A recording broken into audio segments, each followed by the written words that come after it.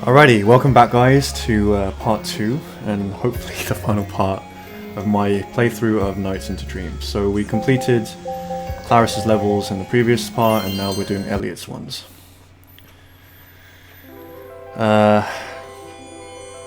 Elliot's ones I think are generally viewed as more difficult.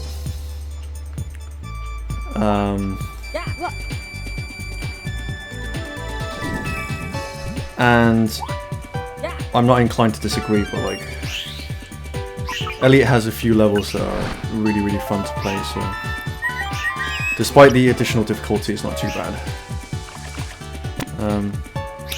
Even though I really like Claris's first level, I tend to prefer her first level to Elliot's first level, but nonetheless, like his first, like Splash Garden is actually quite an interesting level, so it's not too bad.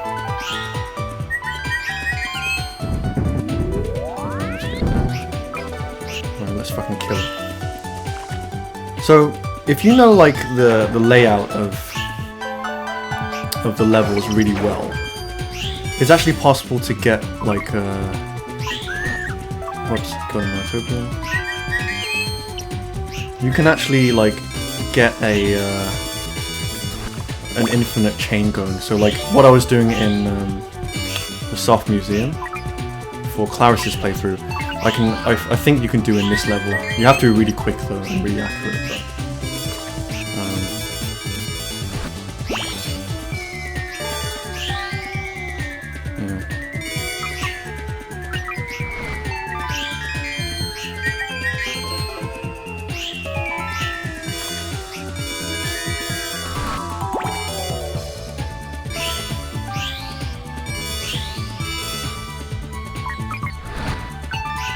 I'm not quite quick enough, I'm afraid, but if you're quick enough, you can get like an infinite chain going, basically, and rack up some massive links. I think there, if you're quick enough, you can really, this will be the last run, you can really like make it, but I want to make this the last one because I've got 7 seconds left. Can't get too greedy here. Alright.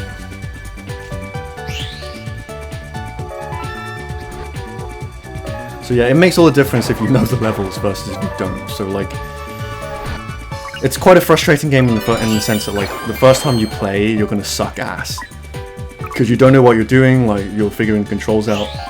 You're not yet used to the controls. And you don't know the levels, and like everything's like so much shit is happening. Like what the fuck is going on here? But when you become familiar with the game, like it becomes a lot more fun, I guess, to play like. In the sense of, you know, doing well in it. But, there's some things from here as well.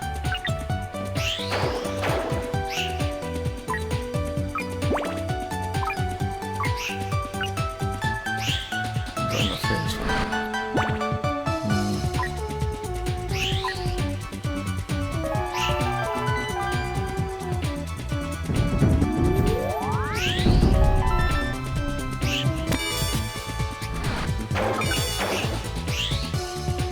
Nope. Didn't want to do that, but it's fine.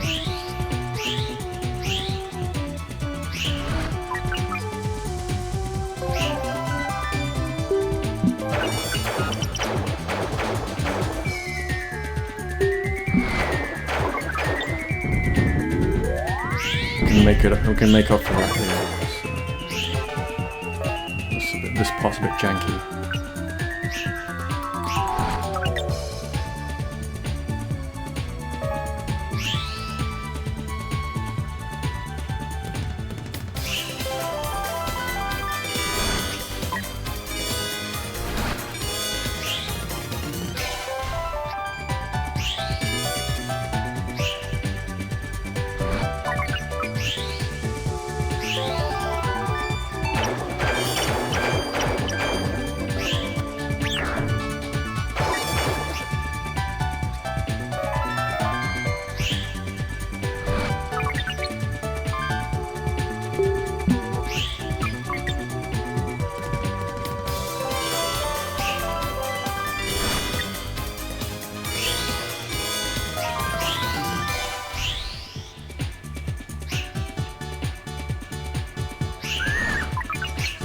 Shut up, NiGHTS.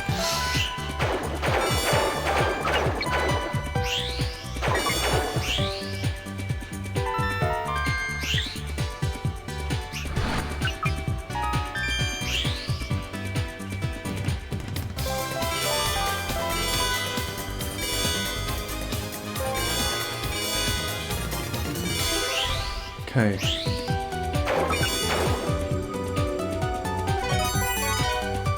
That should be an A.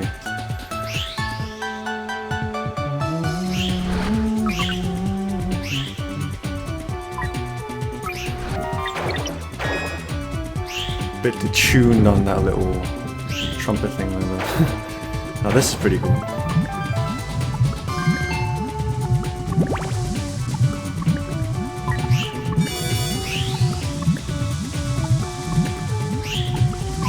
This bit is really hard to control though.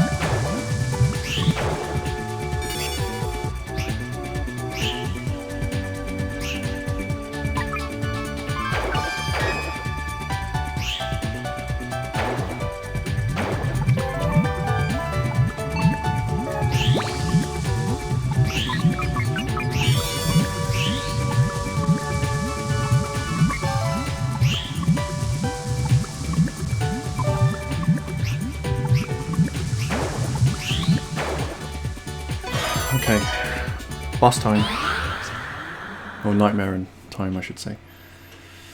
This time we have this lady, Huffy I think is her name. Very interesting boss level. Very frustrating if you don't know what the fuck to do.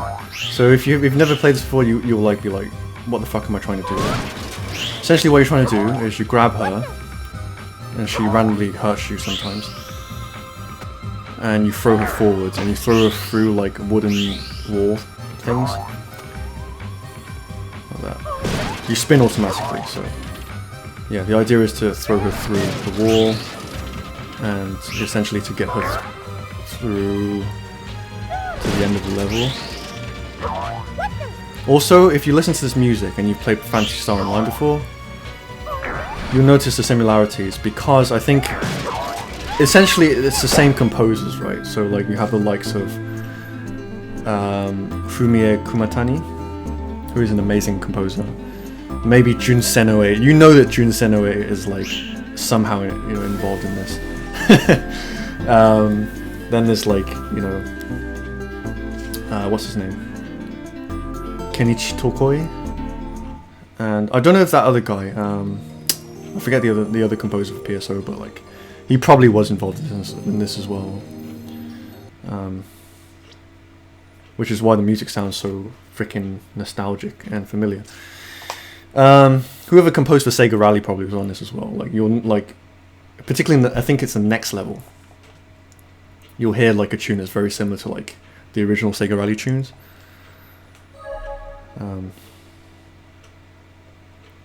Yeah, I think the next level is probably one of my favourite levels. Not in terms of smoothness, because it's a fucking tricky ass level, right?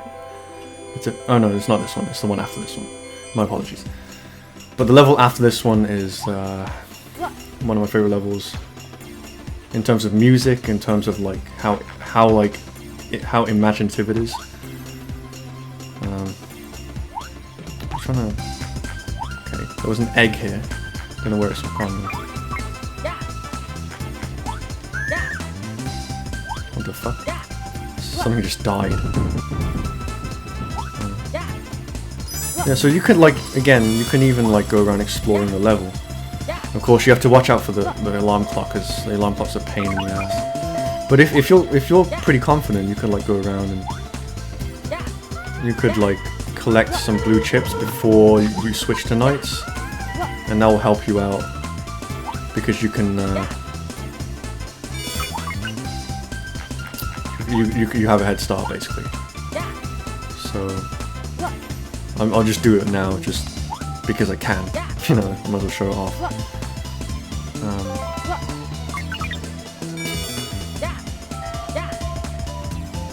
Yeah, that's enough I think. Alright.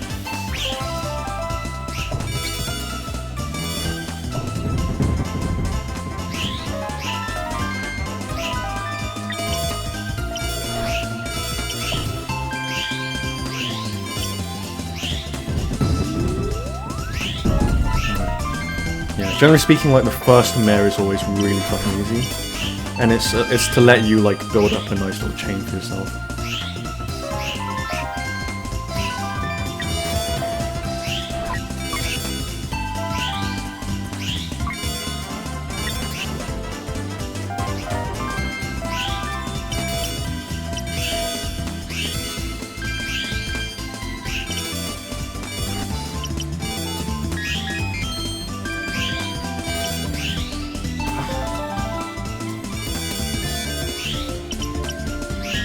When you get into a flow, it's pretty easy. Until something like that happens. You're like, what the fuck, game? Yeah, we can rack up some nice points here. Because why not? I'm having fun doing it, honestly. Oops. Thumb kind of went a bit berserk there.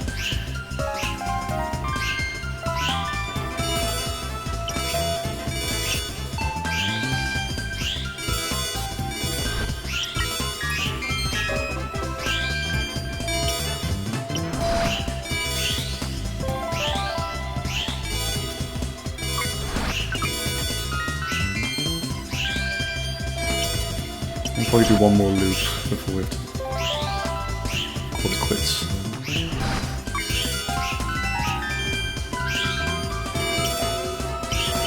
Call it quits. That's definitely an A.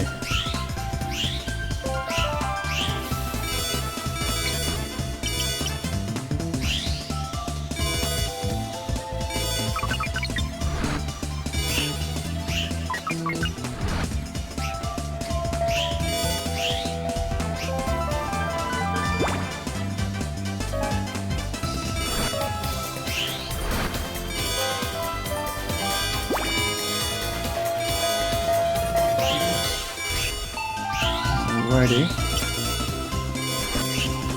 Don't you just miss Sonic Team? I definitely do. I miss Sonic Team's heyday. Like they were, oh man, such an amazing group of people.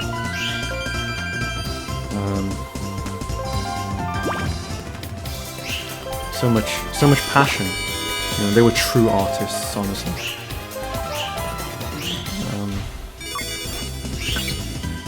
But yeah, I miss the old days, honestly. That's why I play these games, I guess. I just miss them.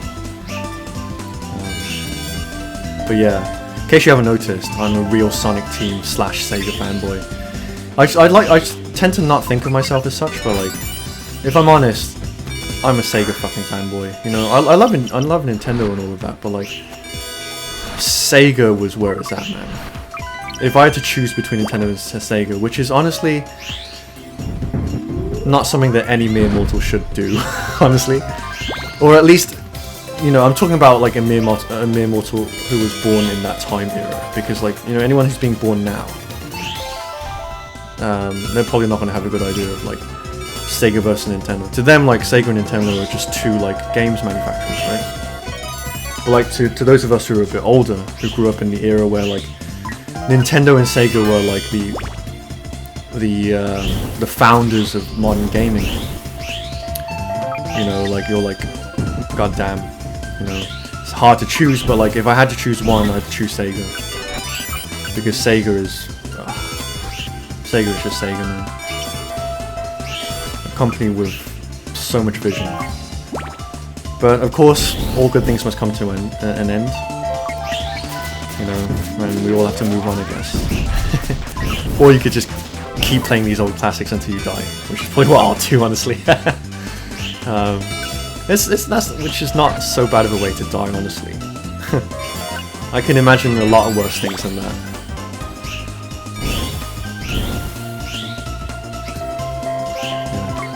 I think my muscle memory is setting in, because like I'm kind of almost remembering these levels. You play them a few times, it's like riding a bicycle, and you never forget. You know, and that's the great thing about these games, they've got so much character, right? Because new games are very, like, even though like they boast really great graphics and really great engines, a lot of like the design is very cookie cutter. Let's be honest, because all of the budget goes into like rendering the graphics, all of the motion capture, all of the, you know, the AAA like voice acting. But when it comes to the actual game, cookie cutter. But like a game like this, you know, where like the developers like just put all of their heart and soul into it, there's like all of these quirks in it. You know, there's all of these quirks, and you play through it, and like you kind of you get a feel for the game. A kind of feel and familiarity that you don't get with like the newer games like Call of fucking Duty, right? Or even the newer, like, you know, things like Metal Gear Solid. You don't get that stuff in the original Metal Gear Solid, or even in Metal Gear Solid 2 and maybe 3 and maybe even 4, honestly. You like, there's a sense of like, I know this part of this level, I know this part of the story, because it's so like, there's so much character to it. Whereas like you're playing Call of Duty and it's like, oh great, it's this level that I kind of like vaguely remember because it's snowing, you know. But in this game, like, you know, like if you play it enough times, like you get to learn it, you know, you get to learn every little nuance within it, right? You know, games like Super Mario 64 and Ocarina of Time, there's a reason why those games are like top, or have been traditionally top of like the speedrunning like community, because like they're games that have so much character in them that like gamers, the more that they play them, they find new like interesting like glitches and hidden little secrets and like, you know, little like Easter eggs and like hidden little things that developers put in the games, you know, like little like kind of like insignias. Like for example, like in like Banjo-Kazooie, or I think it was Banjo-Tooie, one of the games, there's like a hidden room where like there's a picture of like the development team. And like in Final Fantasy VIII, there's like a debug room where like all of the, you know, there's like little kind of debug rooms that you can go to that belong to each of the developers, and it's like there's so much character into that. Like these are games that were made by people who gave a shit. They weren't trying to make money. They weren't trying to make bank, you know. They were in it because they loved to make games. Surprise fucking surprise. Oh my god, like, God forbid. But yeah, my rant over, I guess. So yeah, that was Frozen Peak. What's this level called? Oh, this guy is like the fucking easiest boss ever. You know, Jackal, challenging. Gilwing, kind of challenging as well. But this guy, fucking easy. All you do is you blow up the stupid mice fireworks that he lights up before they blow up, and then eventually there'll just be one left, and you just smack him in the ass, and it's over. A random thought I just had was the boss is called Gilwing. No, that's it. Easy peasy. Look how graceful Knights is. Look at his little twirls in his head. Yeah, he does. Ah, so cool. Fuck you. Yeah, well, it's a bit of a random theory I just had, but like in Phantasy Star Online, like in the caves, like there's those gill shark enemies. So like I don't know if it's a coincidence that like the dragon boss, like Gilwing, and then there's gill sharks. I don't know. Just like a random observation I made. This is the level. This is the fucking level.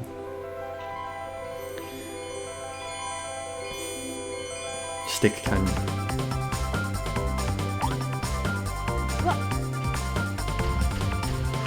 Another interesting thing that you might find interesting, you probably already know, to be honest. If you at all know this game, it probably means that you're a fan of this game. If you've never heard this game, that's pretty reasonable. But if you do know this game, you probably like this game, or at least you've heard of it vaguely, you know. But like, the music changes.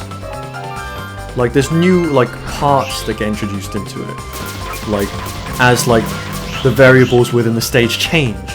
I mean, wasn't I just talking about attention to fucking detail? Like, you know, like the more Nightopians you raise, the more like fusions you do, the music changes. The more Nightopians that you kill, you know, the gloomier that the music becomes.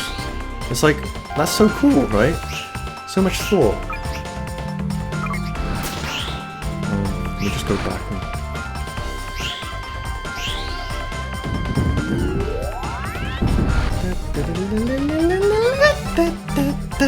Ah, I love this song, man.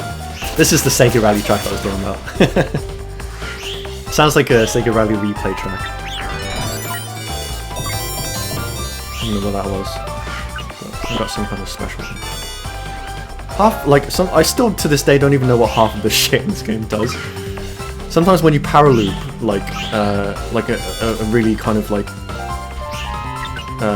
conspicuous like group of items,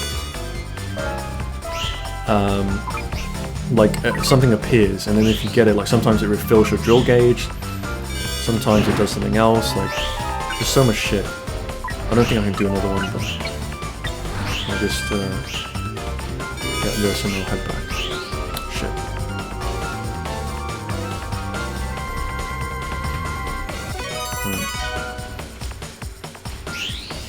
Yeah, this level's really hard. Again, like, this level is not comfortable to play. You know, you're not going to leisurely play this level, but like, oh, this thing. Let me show you this. So you have this. This is one of the things. I'm like, when I was a kid, I was like, what the fuck? This is so awesome. And if you play Sonic Adventure, does this maybe remind you a bit of like the Twinkle Park stage where you're on a roller coaster? Except in that part it was just for show. This is you actually control it, right? So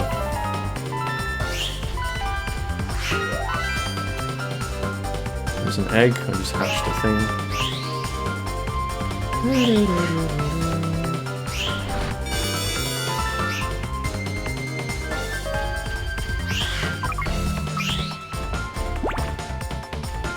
What's the thing? I'm gonna go the other way this thing.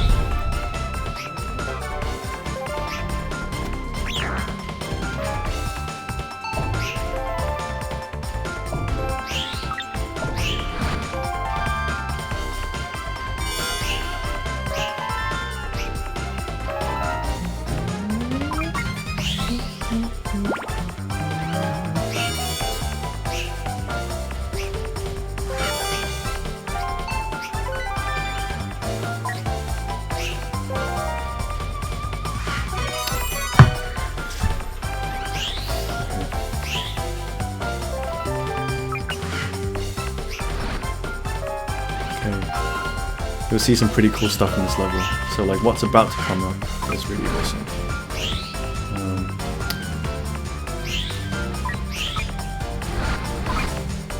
I'll hit this button.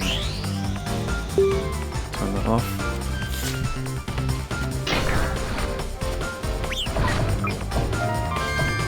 So this thing proves, this section here proves that Night inspired Katamari. You know? Katamari, the game, I think, it's Katamari, right?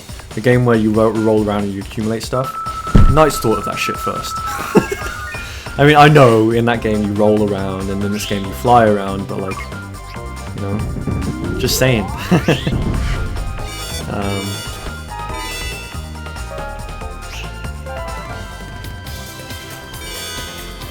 I want to do that again, that was so fun. Oh shit!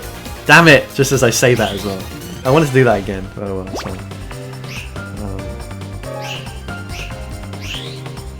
This next part is pretty cool as well. So this part is a vertical ascension. But not just that, as you go up and collect shit, you're flying around and there's fences in your way and there's these spike things. And you get hurt because you suck. And then there's also those little things up there that signal that something's gonna fall on you, so you better move out of the fucking way. So there, get out of there. I avoid those things when I'm playing, obviously. Ugh. And I don't know if I'll get to show it, but there's a cool little thing that happens if you run out of time and you fall all the way down. Because the Idea cage, as I remember, is up here. So like, if you fall, I won't get to show it now because I've done it, but like, you're like, how the fuck do I get all the way back up there, right? The answer is that there's an elevator. There's a fucking elevator. Like, this game is about flying around, and yes, it's about exploring like the terrain as the kids if you want, but you don't have to do that shit. You can just play the whole game as knights. But in this level, you know, like if you know, there's a fucking elevator that brings you to the top of the thing. Shit, I don't know if I'm gonna make it actually, because I think there's another part. Unless I can cancel it, but I don't think I can. Yeah. It's okay though, because even though I'll lose knights, I'll still be the kid on this part. So yeah, I'll still wind up at the beginning anyway. I'll get an F, but what can you do?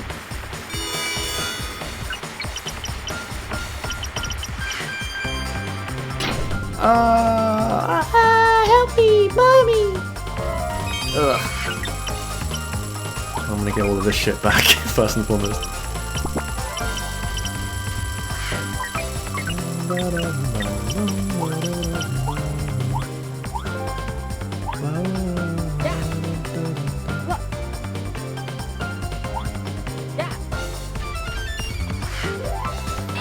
Alright.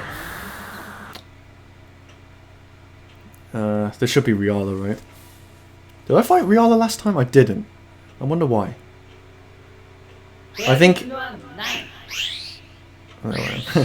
I think it's reserved for like the kind of penultimate boss fight or something.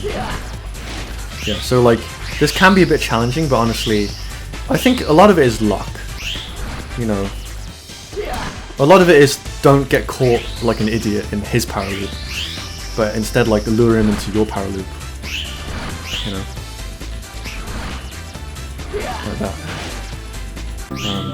That was it. See you later, Riala. Yeah, Riala is the other first level Nightmare in the game. He's like essentially Knight's like evil counterpart, and it's a shame that you couldn't really see him that well in the cutscene. But like, he's a lot purpler than I remember him. Like, you know, when I see him here. But like, there you go. Alright, so Elliot's playthrough is taking significantly less time than Claris's playthrough. Despite the fact that I was like, yeah, people generally think that Elliot's portion is a lot more difficult. It's, I don't know. Maybe I'm just warmed up now. But yeah. So yeah, we just jump the fuck off. Save some time. I got nothing to live for anymore. Those kids made fun of me. Alright, so no messing around, we're just going to clear this. I think, no, his is the same. They're both the same.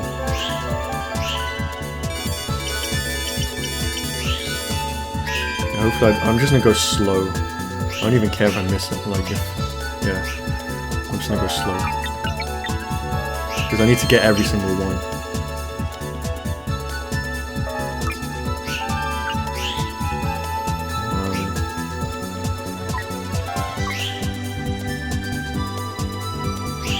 I'm missing... Oh no, I got them. That's fine. Right, so, unfortunately for you guys, I know it's entertaining when it's clutch, but let me assure you, it's fucking stressful. So yeah, like, I'm going to take plays a bit careful, I guess, which means that like, I'm not going to be clutching it out. seconds just in case. I think it's just stars, but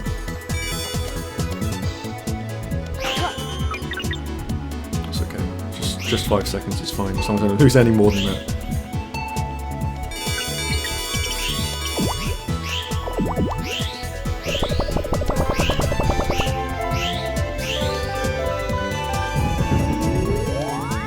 Well, I guess I didn't have to go through all of that stuff. So yeah, we're doing significantly better in Elliot's playthrough than Claris's playthrough.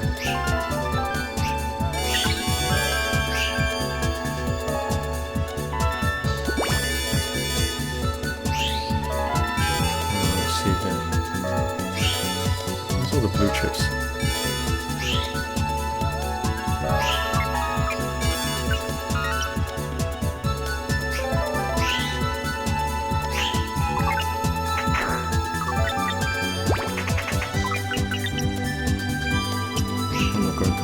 I'm not risking it. Sweet, we can go back now. Hopefully it's around here somewhere. There it is. Alright. So we got like, not too much time, but we got enough time for the last part.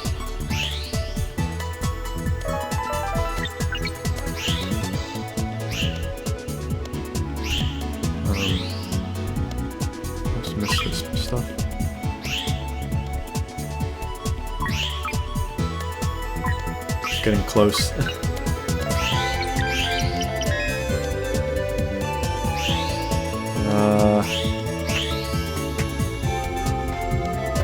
Come on, come on. Oh shit. Woo! Okay. You know what? It was still clutch. But yeah, I like, it wasn't as, my reaction wasn't as big as last time, because last time I was pretty sure that I was going to flop, but like this time I was confident, but I still kind of managed to get 2 seconds left on the clock, but it's okay, as long as we cleared it, right? Okay. Wise Man Part 2. Wise guy, are you? Wise guy.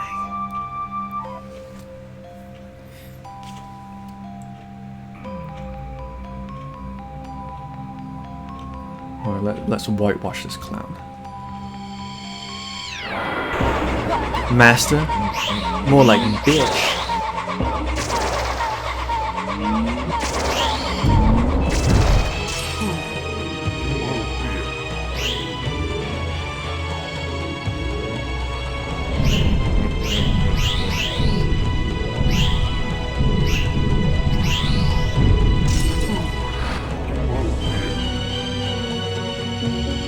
Ugh.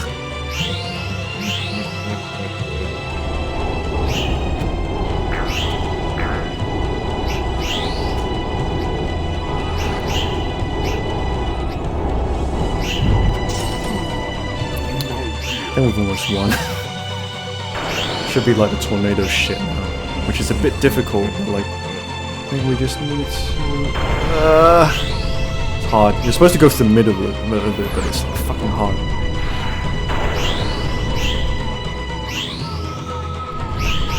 Yay, we did it. We fluked that one. Really? You're gonna do me like that, eh? Fine. I know you're almost dead anyway. Just went straight into that because I'm an idiot.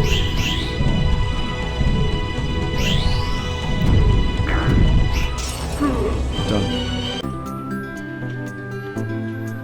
Whew! Alright guys. That was Nights into Dreams. I had fun. This game is awesome. And we turn back into the kids. And we do the little dance and Nights does. Nights.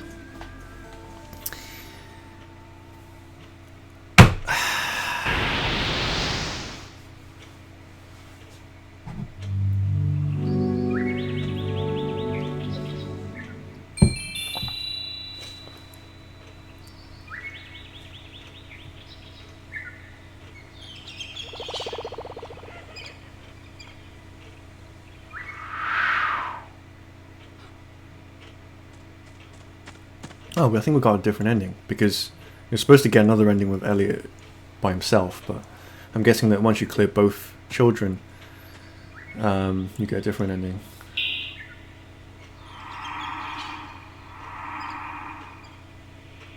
I'm disappearing. What is going on? Oh! No, it was all a dream. And then Elliot woke up.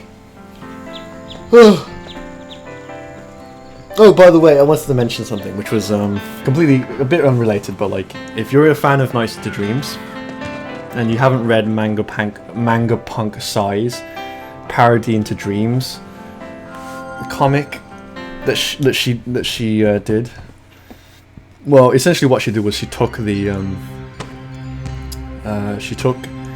Archie's Nights comic, which is dog shit, and then she like rewrote all of the dialogue and all of the lines in it, and it's fucking hilarious.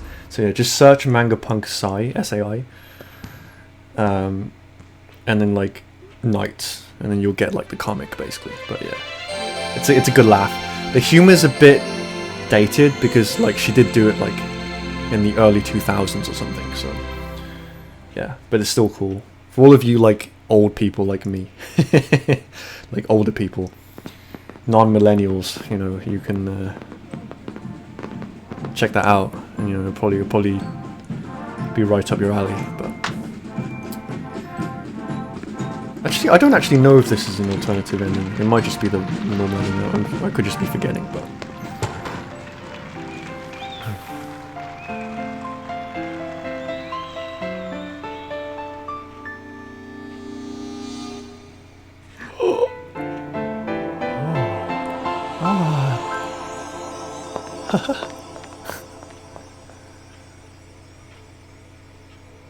what's he gonna find? He gonna find his future girlfriend. Alright. Giggity. No, I'm joking. They're like, what, 13 or some shit? But for a 13-year-old, she's got a nice rack. Just saying. I'm sorry. I'm a pervert.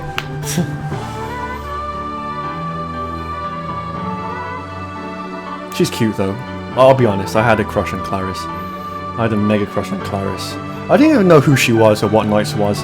I think maybe that was the reason. Actually, no, it wasn't. But like, yeah, I had a massive crush on Clarice when I was a kid. I remember because I was in primary school and I was like obsessed with her. So yeah, that's my little kind of guilty confession.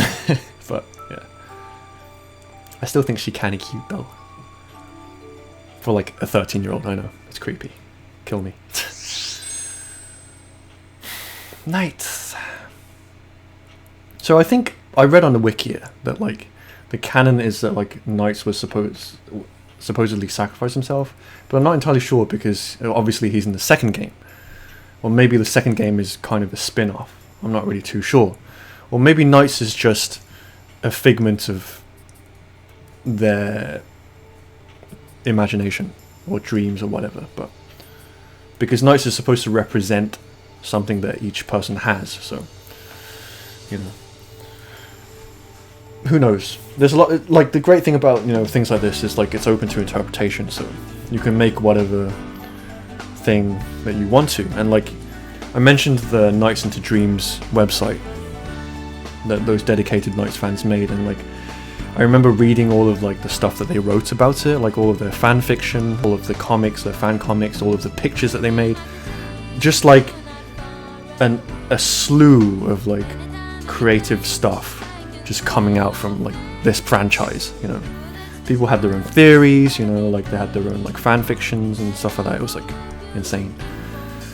But and the infamous dreams, this song is awesome.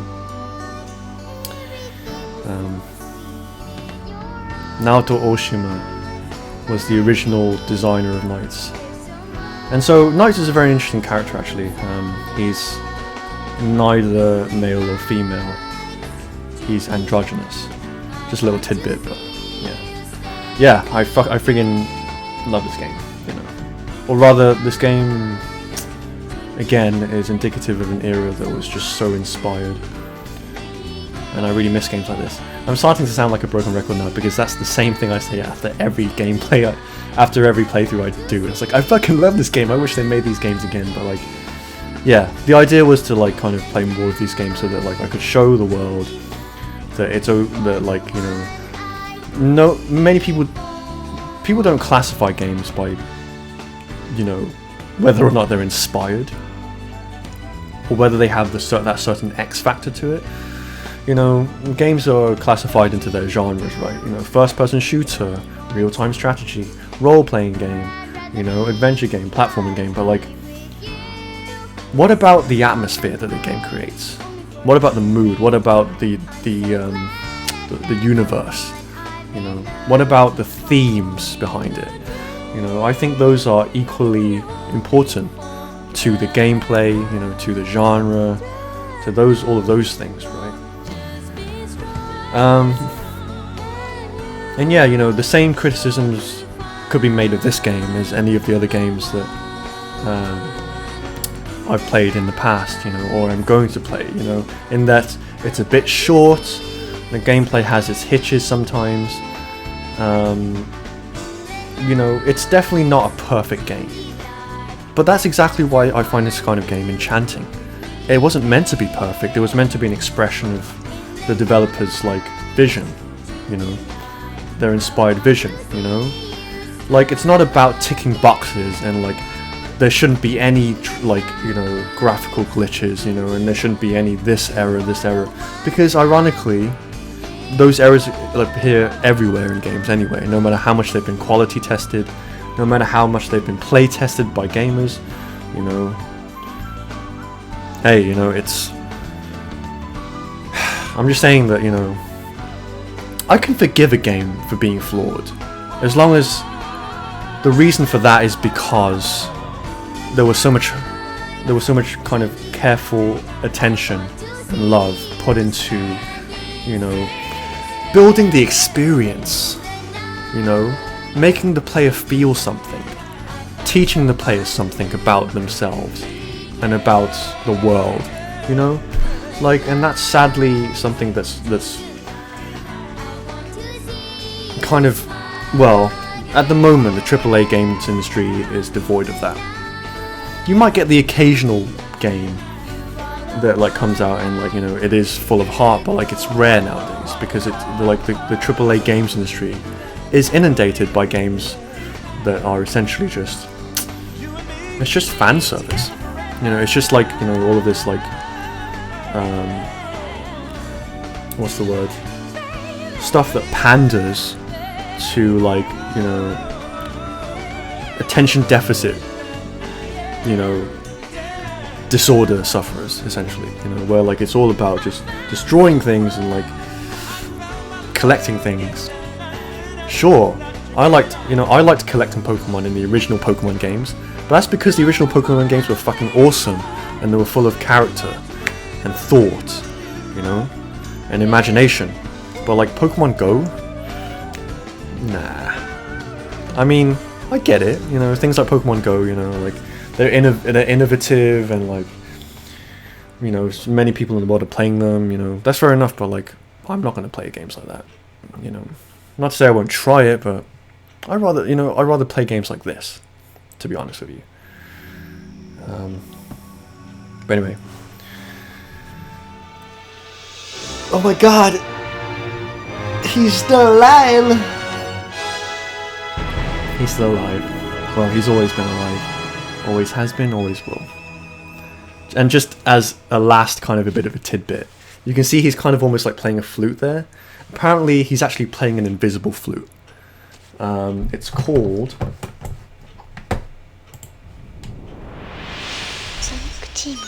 I'm trying to look it up here in the thingy.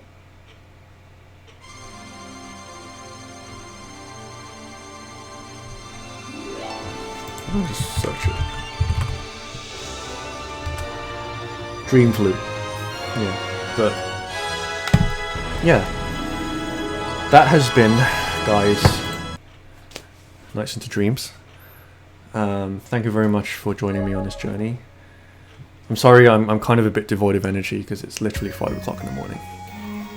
And I don't feel that tired, but like it's just that like I don't have the energy right now. But I thought that I'd at least bang one out, as they say.